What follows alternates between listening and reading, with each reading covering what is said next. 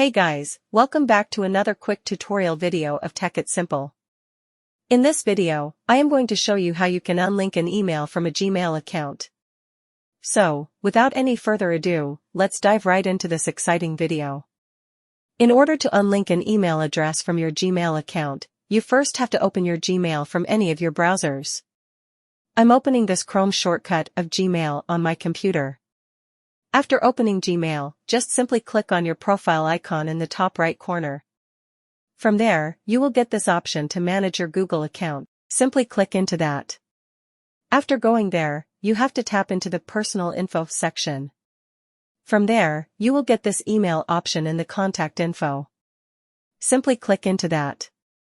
Then, you have to go to the recovery email option and click on the account that you want to unlink.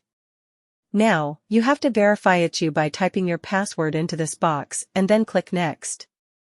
After doing that, you'll see this box here. Just simply erase your current binded email address and then click Save option. After doing that, it will say Updated and you can go back to manage your account. After doing this, the another email account from your Gmail will successfully be unlinked. I hope this video was helpful for you. If yes, don't forget to like, share, and subscribe to the channel to never miss another update. Thank you for watching the video.